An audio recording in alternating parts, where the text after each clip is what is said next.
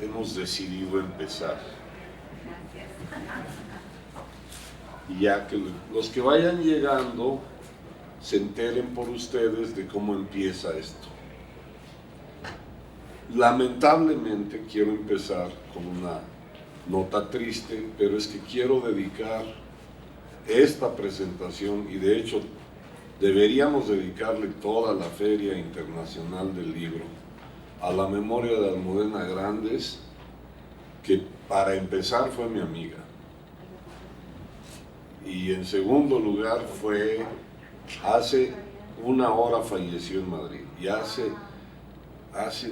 no me acuerdo cuántos años, me tocó ser jurado del premio de novela Elena Poniatowska, que le otorgamos un jurado variopinto, entre los cuales estaba yo de jurado. Lo penoso fue que bueno, eso no fue culpa de los jurados, pero el comité organizador tardó un año en darle la lana. Qué vergüenza, ¿no? Era una mujer adorable, y lo primero que me vino a la mente, hace media hora hablé con Luis, su ahora viudo, era ronca porque llevaba la voz de tantos. Almudena Grandes es la novelista de la España de la posguerra, de tantos miles de españoles que también sufrieron la guerra civil por haberla sobrevivido. Y esa España gris, pacata, observante, tiene que ver con la novela que nos reúne el día de hoy. Dicho lo anterior, que viva Almudena Grandes, y un abrazo para Luis García Montero, su poeta. Yo conozco a Fernando por no sé por qué. No me acuerdo cómo fue que nos estrecharon, primero electrónicamente, como se acostumbra, y que tiene que ver con tu novela, y luego nos vimos presencialmente en Madrid, y presenté su primera novela, que me estoy enterando que es la primera de 5. Es decir, se lo tomó muy en serio este autor. La que nos ocupa el día de hoy, la acabo de ver en papel, que quiero empezar por mencionar que no es la primera vez que me sucede, pero yo la novela la leí en pantalla. Ahora, la lectura en pantalla engaña por lo menos a un lector de mi edad, porque no está el pulgar derecho para medir qué tanto le falta, y debo reconocer que me sorprendió cuando ya entré en el carril de sentir que me acercaba a un final. En primer lugar, quiero felicitarte. Fernando tiene una prosa directa y tiene, lo que dicen los que saben, una voz que ya la encontró. Es un escritor con muchos recursos, pero yo diría principalmente 2. La imaginación al servicio de la trama, que eso es muy importante, porque tenemos muchos autores que inundan este circo año con año con la imaginación desatada al servicio de nada. Es un poco lo que yo digo del cine, que gasta muchos recursos en efectos especiales y que lo logró retratar perfectamente bien Alejandro González Iñárritu en Birdman. Hay una escena donde el personaje teatral, el actor de a de veras, el arte, camina por una calle y es asediado por Birdman y por efectos especiales y por un helicóptero que explota, todo como un videojuego.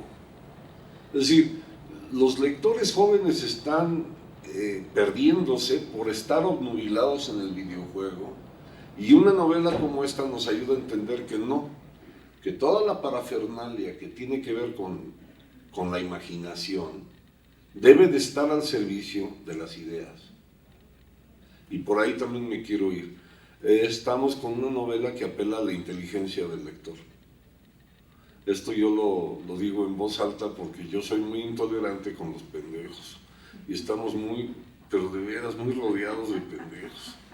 Entonces, yo me divertía, que iba yo leyendo en el metro en Madrid o caminando, que también sigo haciendo lo que camino y leo, entre paréntesis. Pertenezco a la generación que sabe caminar y leer, pero mis hijos me hicieron ver que no sé manejar el teléfono y caminar. ¿Te has fijado? O sea, los que tenemos canas no podemos responder el WhatsApp a menos de que nos paremos en seco y respondemos. Y los jóvenes van tururururu, y aparte te ven sin verte. Bueno, yo iba muy feliz leyendo, pero yo iba a una banca, me sentaba y veía a una cantidad de pendejos a mi alrededor, que allá se llaman gilipollas. De hecho, lo comenté con Luis García Montero porque él me preguntó, ¿qué estás leyendo en este momento? Y dije, estoy leyendo una de las novelas que tengo que presentar en la FIL. Y me dice, ¿qué tal? Y entonces le dije más o menos de qué iba la cosa. También le comenté que presento a Héctor Aguilar Camus, que hay que pronunciarlo como premio Nobel. Héctor Aguilar Camus. Esta novela, ahí viene la segunda, creo, vertiente que llevas en la piel, o que llevas de manera subcutánea, como microchip o como el celular que mencionas aquí, es una advertencia de lo que ya nos rodea. Ya estamos vigilados. Ya saben, por el solo hecho de cargar esta cosa, ya saben cuál es la pizza que me late. Ya no aparecen las porquerías que no quiero, que era lo que me divertía de ver los catálogos. Yo, como soy un enfermo mental, yo más bien siempre hacía listas de lo que no quiero. Y en la FIL cada año, desde hace 35, vengo y pido catálogos y voy anotando los libros que no quiero. Ya lo saben las grandes editoriales, porque se los he dicho. Le digo, mira, ya logré llenar mi álbum de no deseos. No quiero ni un solo libro de los que publicas. ¿Cómo la ves? Y decían, pues eres el único idiota que hace esto. Pues sí, güey, pero tiene que haber alguien que lo haga. Entonces, de manera subcutánea nos están vigilando con esto que no quiero decir que es ciencia ficción, porque no lo es. Yo digo que es novela fantástica. Yo diría que estás en la línea de una gran conversación que vas a tener, espero que dentro de muchos años, con Adolfo Bioy Casares. Pienso, por ejemplo, el Bioy que se le ocurrió la invención de Morel. Que cuando se lo comentó a Borges, bueno, pobre Borges, ¿no? Yo todavía veía, pero creo que se quedó ciego en cuanto le dijo Bioy, quiero escribir una novela de una máquina de hologramas. Eso no existía. Cuando Bioy escribe La invención de Morel, no existía lo que posteriormente se descubrió, que es la posibilidad de que un holograma sea palpable, repetitivo, casi físicamente oloroso, que por cierto en Madrid les ha dado, y a mí me molesta sobremanera, presentar conciertos de muertos. El otro día se presentó María Callas, y un güey me estaba contando del concierto como si estuviera viva. Dije, ¿qué te pasa, maestro? Lo que viste fue una proyección. Eso me pasó con una novia mía en Iztapalapa. Cuando descubrimos que era solo una proyección, así nos fue. Fernando Viveros presentó su primera novela y sigue trabajando en la saga con la cual nos quiere advertir, repito, de lo que ya nos rodea. Tiene una habilidad para disfrazar el sentido de los personajes con los nombres, es decir, incluso de los territorios. No vamos a revelar aquí sorpresas de la novela. Lo que quiero decirles es que la tienen que leer y que yo creo que deberían comprar 2 ejemplares. Uno para lectura personal y el otro lo regalan y luego se juntan con la persona a la que lo regaló y van a pasar un rato muy agradable, supongo, porque van a dialogar sobre la adrenalina que produce esto, la erisipela. que produce esto. Hay inevitablemente una sensación de triste persecución. Por eso, porque nos están escuchando, porque la novela habla de esto y sin embargo el título alude, creo yo, a lo que finalmente les deseas a tus lectores, que es que resistiremos. Porque al final lo que triunfa, yo diría que es la inteligencia, la palabra, la imaginación, la memoria. Y esto es muy importante decirlo al inaugurar una FIL, y que entre otras cosas acepté presentarte porque era justo a la hora en que una vez más son los discursos más aburridos del planeta, hasta que se cumpla lo que pidió en alguna ocasión Alberto Ruiz Sánchez, que todos los políticos que vienen a la FIL a inaugurarla, la inauguren con haikus o con aforismos de una sola línea, y que dejen hablar al autor premiado. Eso es lo que nos interesa. Y además presentar una novela bajo un sello independiente.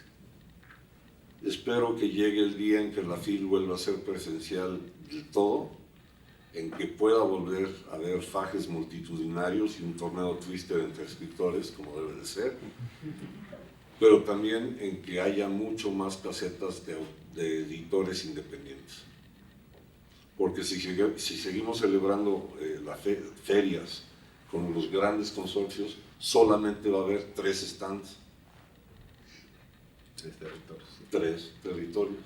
Y de eso va a hablar el autor. Pero de entrada les pido un aplauso para este autor que está aquí y que me invitó a presentar.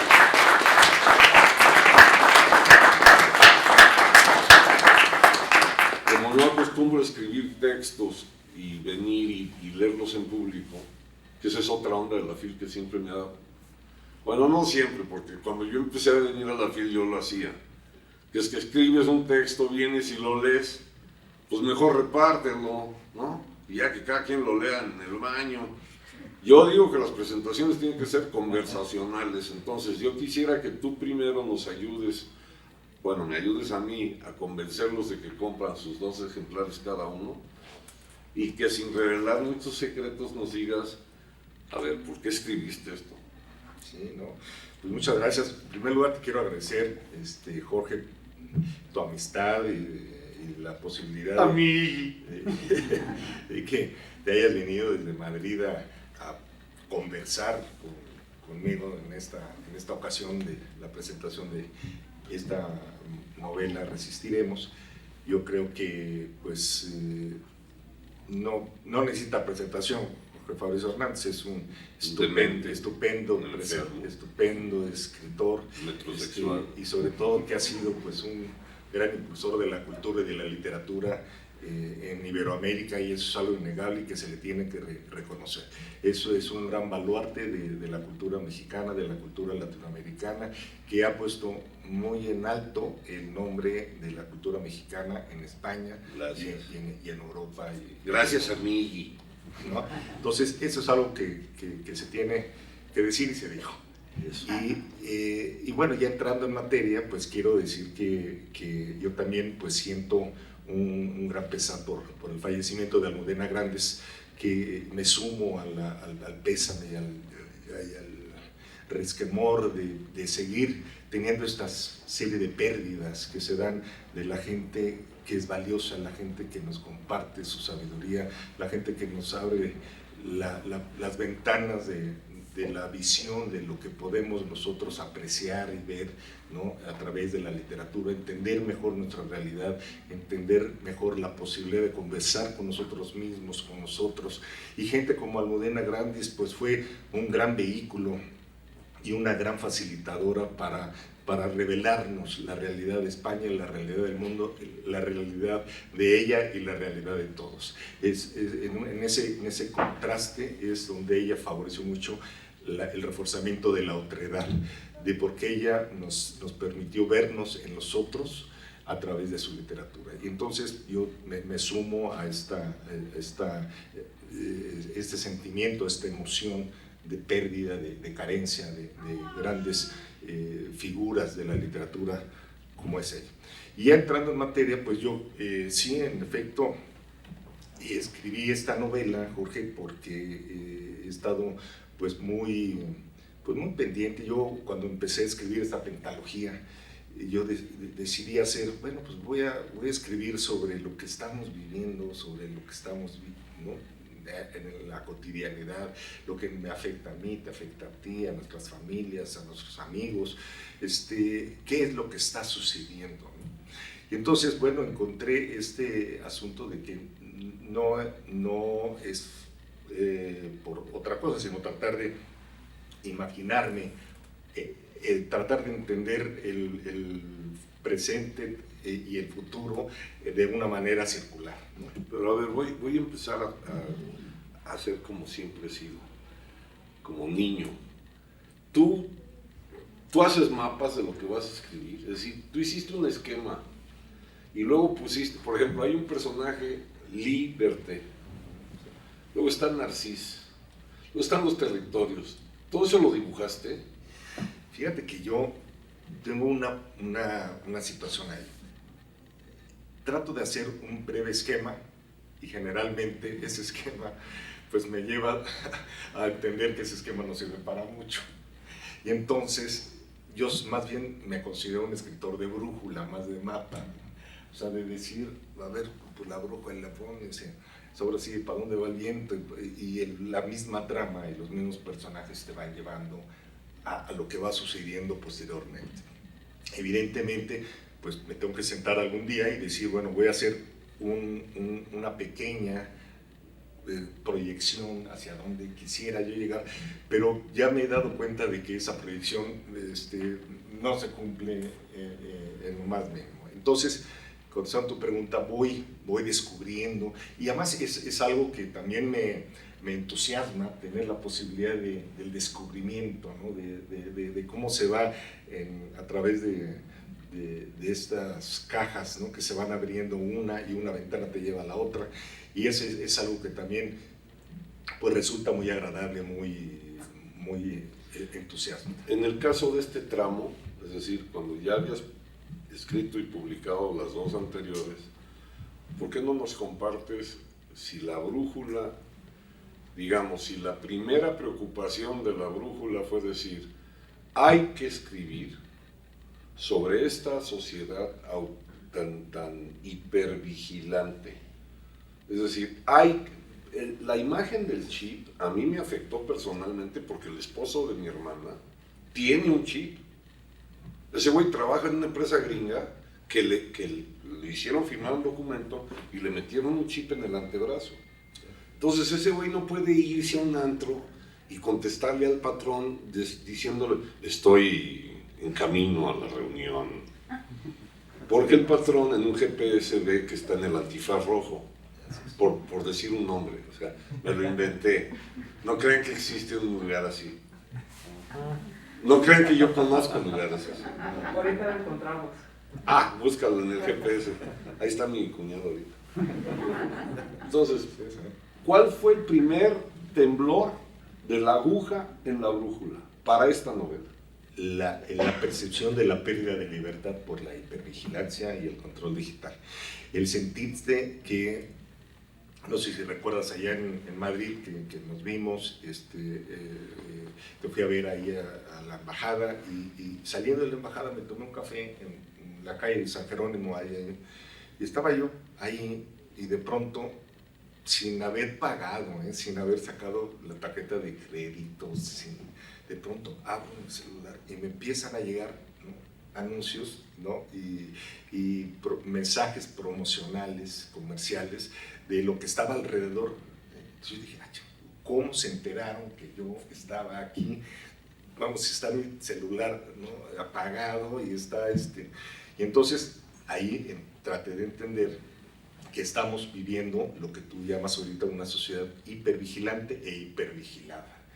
Nos estamos sintiendo ante la prisa, ante el vértigo, ante la incertidumbre que provoca esta prisa, este vértigo. El aceleramiento digital nos está proponiendo y nos está propiciando un aceleramiento de la ansiedad, un aceleramiento de la desconfianza, un aceleramiento del hiperindividualismo, un aceleramiento de la soledad que estamos teniendo y finalmente caemos en el pantano de la depresión.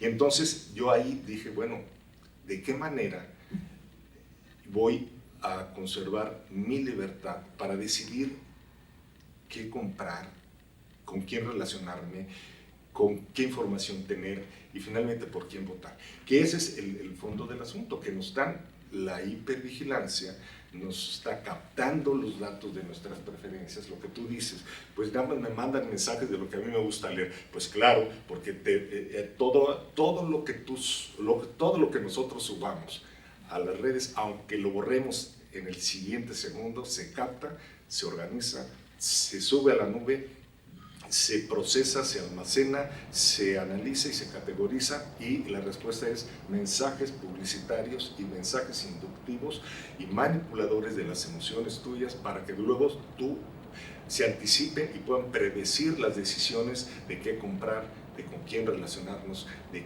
qué información tener y por quién votar. Y entonces es cuando la brújula se empezó a mover y yo dije, bueno, ¿por qué no tratar de propiciar una reflexión con los lectores sobre este asunto? Porque yo considero que la única reacción y la única vacuna que podemos tener nosotros ante esta amenaza de pérdida de libertad es primero la conciencia personal, la reflexión y la movilidad social, la movilización social.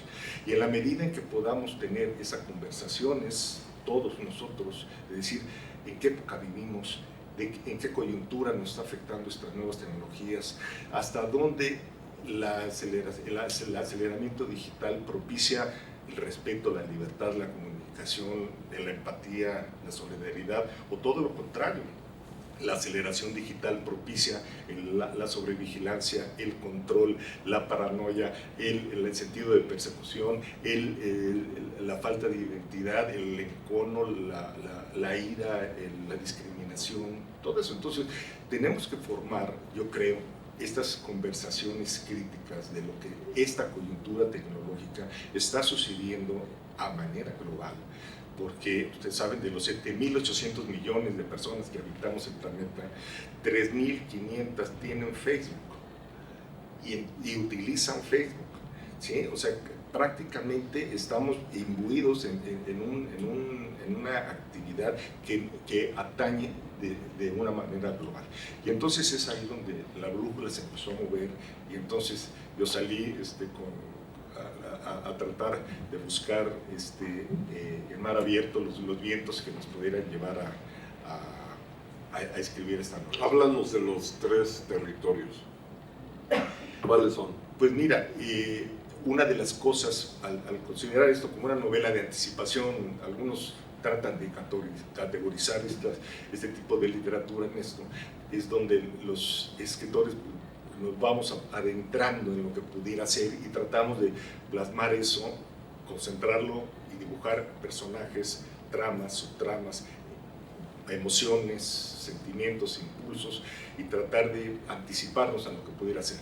Y entonces pues, a mí se me ocurrió que es tanto el desarrollo, es tan indetenible el proceso de desarrollo tecnológico, que va a llegar un momento en que la hipervigilancia también va a ser de los propios gobiernos, y va a ser el que tenga los datos va a tener el control y va a tener el poder.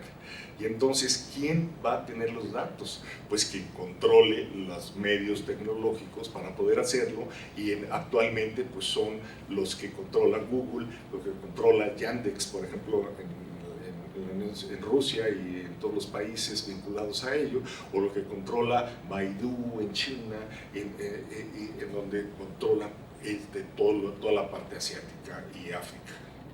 Y entonces ahí se me ocurrió decir, bueno, probablemente vaya a ser un mundo tripartita, un mundo que sea, ya los gobiernos van a ser, digamos que peones, pequeños funcionarios, ¿no? Vehículos para el cumplimiento y la ejecución de las grandes decisiones de control, de manipulación de las emociones, de anticipación de las decisiones a nivel global. Y entonces ahí es donde se me ocurrió establecer esta división territorial en 3 territorios: el territorio Google, el territorio Yandexovich, refiriéndose a Yandex, y el retiro de Beijing, refiriéndose a la influencia de China sobre esto. Paréntesis. Lo estás filmando, ¿verdad? Esto lo vas a vender en eBay y esto va a ser muy valioso. Yo intenté ligarme a una chava y le mandé el archivo de tu novela. Fracasé. O sea que por tu culpa no me ligué a una chava. No habrá sido por eso. No, pero sí logré comer con ella. La invité a comer en 3 ocasiones porque apunten su nombre, Marta Peirano. Ella es una autora de libros sobre ciberseguridad. Y por eso pensé que a lo mejor dije, pues a lo mejor no, si sabe que estoy leyendo esto va a decir, wow, él me entiende. Y con ella he hablado incluso de los aromas que ya contratan las aerolíneas, distintos olores de KLM, Lufthansa, Iberia, que ni cuenta te das que te inducen a ciertos comportamientos. Por ejemplo, en los vuelos transatlánticos. En mi caso no fue necesario, me senté junto a una persona que tenía graves problemas de flatulencia y quedé noqueado desde el despegue. Y le di las gracias. Dije, wow, maestro, felicitaciones por tu fabada. Pero Marta Peirano sí me confirmó que efectivamente cuando estás delante de lo que llaman el portátil en España, y es la laptop, si yo digo, ¿cuál es la marca de comida del perro que hay que comprar? Y verbalmente me responden, sí entra en el correo electrónico el anuncio, porque una máquina lo escuchó. Pero ya no es que me esté escuchando alguien, sino que es una máquina. Y ahí tengo yo un problema porque, como ha sucedido con muchísimas personas visionarias, el problema que más terror te causa de la ciencia ficción o de Stanley Kubrick es la desaparición del ser humano. ¿Vale? Otro elogio que tengo es que los seres humanos que aparecen en la novela son perfectamente creíbles. Es decir, te lo diría, no estaría bien esta novela si no fueran palpables los personajes. Entonces, tú ya tenías la brújula, tú ya tienes los territorios más o menos ubicados en 3 sabores. Ahora háblanos de los personajes. Sí. ¿Cómo fue crearlos? Y entonces ahí, ya teniendo la brújula, ya teniendo los territorios, a mí me hizo tratar de identificar cuál sería el protagonista y el antagonista de esto. Y que tenían que ser personajes pues muy creíbles, muy entrañables, ¿no? Tratar de que uno se respirara y se saboreara en esos personajes y que se propiciara esta conmoción emocional entre los lectores y se pudieran identificar en uno o en otro o en ambos. Y entonces ahí fue como yo dije, bueno, tengo que crear un personaje que defienda la libertad, ¿no? La libertad que yo pienso que está socavada por la hipervigilancia digital. Y entonces dije, pues qué mejor que una mujer, tiene que ser una mujer, porque la mujer es, yo creo que es un personaje que me ayudó muchísimo, porque la mujer es algo que favorece este reforzamiento del tejido social. Yo estoy convencido de ello. Y entonces se me ocurrió también que tenía que ser joven, que tenía que ser energética, que tenía que ser atractiva, que tenía que ser con esa emoción social para poder, y con vocación de servicio para colaborar en esta programación de algoritmos, porque resulta que yo dije, bueno, a ver, es todo esto, pero vamos a meterla a la boca del lobo. Vamos a hacerla que sea programadora de algoritmos, siendo que el algoritmo es el amo de la esclavitud hipermoderna. Es el algoritmo, es el que manejó la máquina que tú decías, el que programa las respuestas, ¿no? en los softwares, y es ahí donde dije, a ver, vamos a empezar a complicar al personaje de Liberté, que jugué con el nombre Liberté, que es un juego de palabras. Decir, bueno, si ella defiende, es defensora de la libertad, vamos a hacer que sea Liberté, porque Li también vi que en mandarín quiere decir hermosa. Allí en China, a las niñas, que es... Bueno, a mí me dicen mucho. Bueno, a ti te dirían lo, Lo. ¿verdad? Pero Lo obsceno. dicen Lee, entonces yo dije hermosa libertad. Ahí ya se Ya, configuró bajo. un Entre primer... paréntesis, ¿escribes en voz alta? Sí, claro, sí. No, y me leo en voz alta, sí, porque yo creo que el oído es de los principales sentidos que se tienen en Porque eso facilita los diálogos. Cuando te he leído, es evidente que para que los diálogos puedan resultar no mecánicos, sino que las personas que aparecen en esta novela hablan como hablamos nosotros. Sí, pues muchos siglos antes que apareciera la literatura escrita estaba la literatura oral, ¿no? Por supuesto. Entonces todas nuestras Alrededor de la tradiciones, fogata. las épicas, las leyendas, los mitos, pues eran a través de la palabra, la traditio oral, ¿no? Entonces, muy recientemente empezó a hacerse escrito, pero la música, yo creo que se le da a los personajes, pues es tratar de hacer que la misma novela pues se vuelva una sinfonía de voces, se vuelva una equiparación de un intercambio musical entre las voces, y yo creo que eso le da mucha vigencia. Desde el principio, desde el primer párrafo, el lector queda de espectador de una escena que es determinada por el impacto de una voz, por cómo se escucha esa voz, o cómo se quiere imponer. En el caso de, Liberté ya quedó claro. ¿Y Narcís? Y luego yo decía, bueno, tengo que poner un antagonista y pues, tiene que ser hombre, y le puse Damián, Narcís, Damián por Damián y Narcís por narcisista, ¿no? Por ser una persona que por sus antecedentes de abandono, de codependencia con la madre, de tratar de reforzar la necesidad de reconocimiento personal, pues cae en un prototipo conductual narcisista. Y entonces por eso le puse Narcis. Y de pronto este personaje masculino narcisista pues es el jefe de una agencia que se llama la Agencia del Buen Comportamiento. Y entonces ese buen comportamiento se logra a través de algoritmos, de programar algoritmos para manipular las emociones y predecir las decisiones de la sociedad. Y entonces ahí es donde viene el juego. Entonces yo dije, bueno, ¿qué tal si este personaje femenino de Liberté pues quiere entrar a donde, pues digamos, es el mejor lugar para elaborar algoritmos, que es la Agencia del Buen Comportamiento, pero que es liderada por el personaje antagónico de Damián Narcís? Y entonces ahí empieza el aspecto de la cacería, del acoso que le da el jefe hacia ella, y que la hace caer en la idea y en la cuenta de que va a ser contratada por sus méritos, por su entusiasmo, por su vocación de servicio, cuando es en realidad contratada para satisfacer simplemente un impulso narcisista del antagonista. Entonces, y ahí es donde empieza la trama, y cuyo resultado pues es que ella resiste este acoso, lo denuncia, cae en la impunidad del Damián Narcís, y lo que ella brota ante la depresión que sufre ella, que sufre crónicamente su madre, que también hablo de eso, que como un reflejo del aceleramiento de la depresión, de la soledad que hay, pues ella decide organizar una ONG, una asociación civil, para agrupar los esfuerzos y poder contrarrestar estas situaciones de hipervigilancia y de control digital. Y entonces es ahí donde se conforman los dos personajes.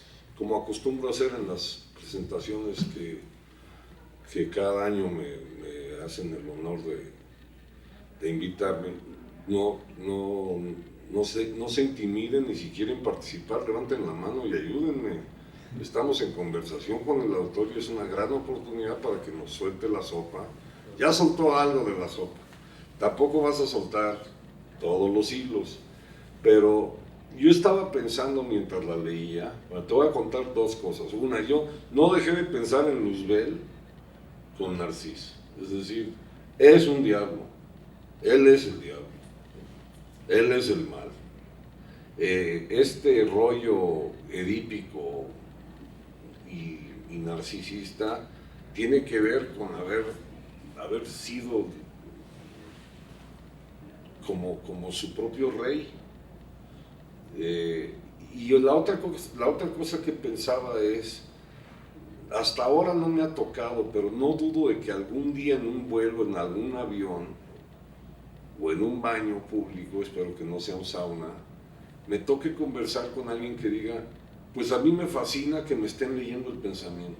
Hasta ahorita no conozco a nadie que diga, oye, qué padre que yo cuando abro el correo, ya está la publicidad de lo que acostumbro consumir. Oye, qué maravilla que cuando uso el móvil, ya está en la pantalla del móvil el número al que quiero marcar. Es decir, hasta ahora conozco puras personas como yo, que eso nos aterra. Y sin embargo no descarto que alguien tenga la debilidad próxima, muy próxima, de decir, pues a mí incluso ya me mastican la comida. Entonces, no estamos muy alejados de ser simplemente autómatas. En algún momento, perdón que yo lo pensé, pero en algún momento pensaste que iba a ser derrotada la esperanza. Pues no, de ninguna manera yo comparto eso, la defensa de la libertad, por eso, pero tampoco quise yo de alguna manera inducir al lector y tratar de volverme esto de una novela panfletaria, ni mucho menos. Al contrario, yo quise dar las dos posiciones, los dos argumentos, en donde ellos, Damián Narcís, pues está convencido, y la gente que hay atrás de Damián Narcís, que controla el territorio, que le ofrece un puesto si es que logra llevar a buen puerto la introducción, el proyecto de introducir un móvil en el antebrazo con objeto de poder identificar las reacciones hormonales, cardíacas, sanguíneas, eléctricas que tenemos al recibir mensajes. Si recibimos un mensaje y nos provoca molestia, incomodidad, lo detecta ese mismo dispositivo a través de nuestras reacciones hormonales y eso sube a la nube y entonces el que controla la nube ya sabe que te molesta y ya sabe que te gusta y ya sabe cuáles son los timbres que puede tocar para manipular tus emociones e inducir tus decisiones de consumo.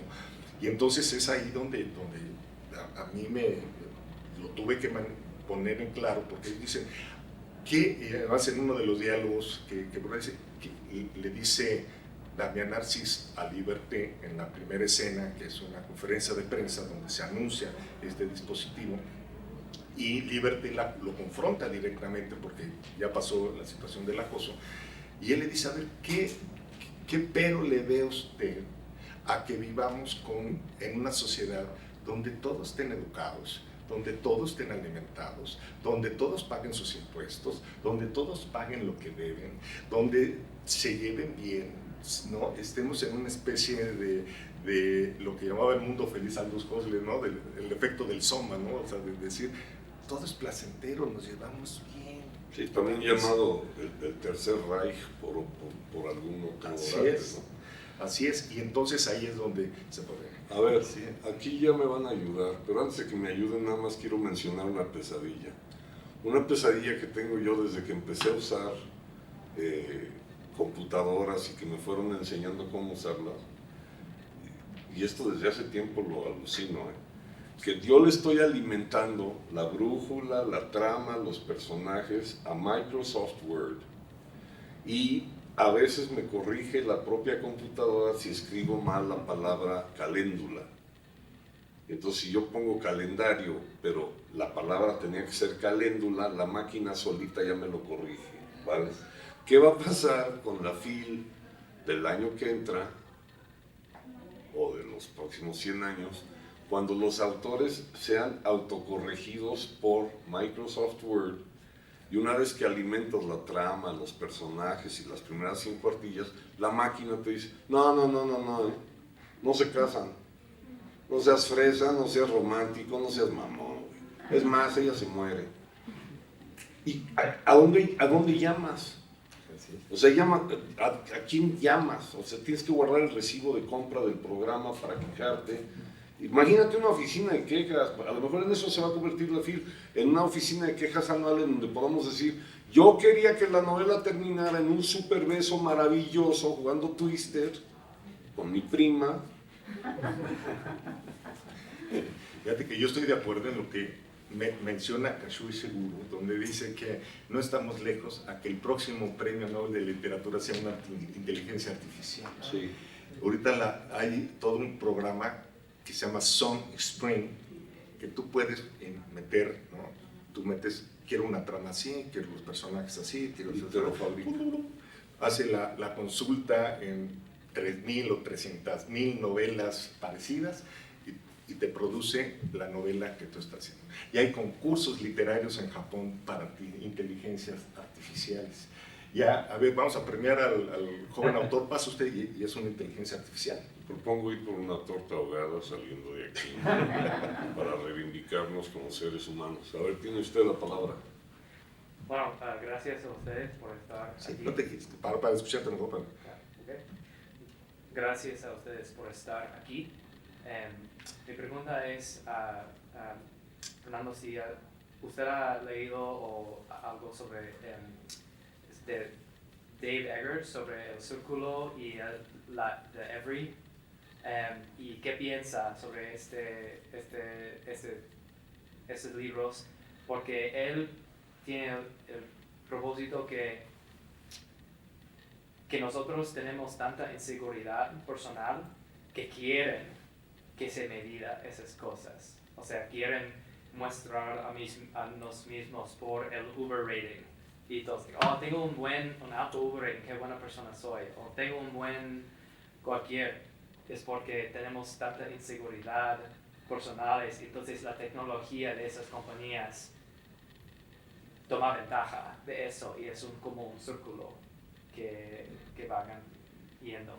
Que no sé si tienen pensamiento Sí, sobre eso. mira, yo estoy de acuerdo en el sentido de que las decisiones de consumo están inducidas. Hoy nos dicen qué ponernos, hoy nos dicen qué usar, hoy nos dicen qué comer, hoy nos dicen, ¿no? Y la ventaja es que entran en lo que, esa fracción de segundo que algunos autores le llaman como intuición, que es entre, mientras te llega la información, tú recibes la información a través de tus sentidos y te sube al cerebro y hay un proceso químico y neuronal en el cerebro de razonamiento cognitivo y produce una acción directa de una decisión. Entre el segundo o microsegundo que te entra la información, sube, se procesa y resulta una respuesta, ahí es donde se están metiendo, ahí es donde se mete el algoritmo. Y entonces eso es lo peligroso, que tú puedas decir, sí, me compré este traje negro porque a mí se me dio la gana, porque a mí me gusta. Pero ¿qué tal si antes no me gustaba? Pues ahorita ya me gusta. Y es mi libre albedrío comprarme este saco negro porque me gusta el negro. Es evidente que a mí me viste Fucci, no Gucci. Y Dave Eggers, desde la novela esta que lo consagró, que es la obra maestra, ¿cómo se llama? A Marvelous Work of Art. The Heartbreaking Work of Staggering Genius. Exactly. Que no sé quién tradujo eso, pero qué bonito lo pronunciaste. Bueno, gracias. Hablas muy bien inglés, hablas inglés sin acento. Eso te va a ayudar en Uber. ¿Me das cuenta? Te va a ayudar en Uber. Bueno, cuando publicó esa novela yo la leí y yo dije, wow, quiero regalarla, y regalé varios ejemplares. Y se la regalé a un alumno mío que después hizo un doctorado en San Francisco. Por azar, yo fui a visitarlo, fui a dar una lectura de cuentos y vi a mi alumno. Y me llevó a la librería o al negocio que fundó Dave Eggers. Tú sabes lo que ha hecho con su dinero, ¿no? Que tiene tiendas, por ejemplo, de el sueño de todo niño, una tienda de puras cosas de piratas. Ahí en San Francisco tiene una tienda con parches, pericos de peluche, No sé. sí, espadas de madera. Es un autor que el éxito, afortunadamente contra lo que diría el algoritmo, le permitió fundar, por ejemplo, tiene una tienda de vaqueros también, no sé en qué ciudad. Tienditas, pues.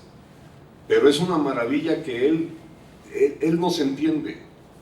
Si nos pudiera escuchar, si el algoritmo me hace favor de comunicarme con Dave Eggers, yo sí le diría qué buena onda que tú rompiste el molde. Porque en el fondo yo creo que también resistiremos, como dice el título, si rompemos el molde. ¿Tú? Sí, está tu sombra y está tu algoritmo. Mucho gusto, Fernando. Felicidades por tu novela. Gracias. En tu novela tomas en cuenta, por ejemplo, la otra parte. Ahorita mientras ustedes estaban explicando, me ponía a pensar, por ejemplo, en el fabricante, cualquier comerciante, ¿no? Me puse a pensar en alguien que vende ropa y que pueda recibir esa información para hacer el diseño que le gusta a la gente, los colores, cómo comprarle. Y me pongo a pensar, por ejemplo, en un emprendedor que pueda tener acceso a esa información y con esa información crecer su negocio. Es decir, como que en tu novela te has puesto a pensar en algunas posibles ventajas que pueda tener para la otra parte, que es la oferta, el tener esta información de nosotros. Sí, mira, yo creo que tampoco hay que satanizar a la tecnología, ¿no? Yo creo que la tecnología pues depende del uso que le demos, ¿no? Esta tan trillada frase de Humberto Eco de decir la utilización del cuchillo o del bisturí, ¿no? O el cuchillo lo podemos utilizar para, gracias, lo podemos utilizar para cortar una deliciosa carne o preparar una deliciosa ensalada, o lo podemos utilizar para agredir a alguien, o el bisturí lo podemos utilizar para una intervención quirúrgica que salva una vida, ¿no? Yo pienso que la tecnología debemos de tener la capacidad, y eso es el resultado de la reflexión que se propone con este tipo de literatura, de decir hasta qué punto podemos nosotros tomar la decisión para encauzarla por las ventajas que tiene, que evidentemente tiene sus luces, donde nos mejora la comunicación, nos mejora el transporte, nos puede mejorar la educación a distancia, nos puede mejorar mejorar las cadenas de valores en términos productivos, pero también tiene las sombras. Y este libro se dirige a tratar de meter una advertencia, a tratar de mirar la amenaza directa, evitar esta incertidumbre que nos provoca esta amenaza externa de pérdida de libertad por hipervigilancia y control digital, y tratar de encauzar a la reflexión para dirigirla a una posibilidad esperanzadora de sanación y redención. Y entonces en ese momento es donde nosotros nos vamos a sentir alivianados y vamos a reducir esta incertidumbre y este círculo vicioso emocional que padecemos, que es incertidumbre, vértigo, incertidumbre, ansiedad, hiperconsumo, depresión y soledad. Y entonces en ese momento es donde tendremos la posibilidad de encontrarnos a nosotros mismos y favorecer estos mensajes de empatía, de solidaridad, de cooperación entre nosotros a través de las redes sociales, para no dejar que estos espacios de este tipo de mensajes pues sean llenados con mensajes de odio, de violencia, de discriminación, de racismo, que van a ser el paraíso terrenal de dictadores, terroristas y misántropos. Entonces yo creo que esa es la propuesta que pues modestamente se hace en esta novela, y espero yo que pues sea de su agrado, sea ameno la lectura para ustedes, y propicie esa reflexión con nosotros mismos, con nuestros amigos, con nuestros familiares, y podamos decir hasta qué punto podemos nosotros dejar de sentirnos vulnerables contra estas nuevas tecnologías, o propiciar la utilización sana de las tecnologías para mejorarnos y para hacer de esta sociedad una sociedad con mayor empatía, con mayor solidaridad y con mayor posibilidades de convivencia pacífica y constructiva. Bravo, bien dicho. Un aplauso para Fernando Rivero. Les ruego que compren sus ejemplares en la mesa que se ubica fuera de este salón, y que viva Almudena Grandes. Tómenme una foto, por favor, para metrosexuales.com, que es la página que me patrocina. No seas malito. Déjame ponerme en plan super intelectual. Cara de Jorge Volpi. No, y aparte haciendo Una clásica. Una sastre, te vas Ay, perdón a mí. Muchas Enhorabuena. gracias. Y agradezco mucho a Jorge No, también. hombre, yo estoy feliz. Muchas gracias. Gracias.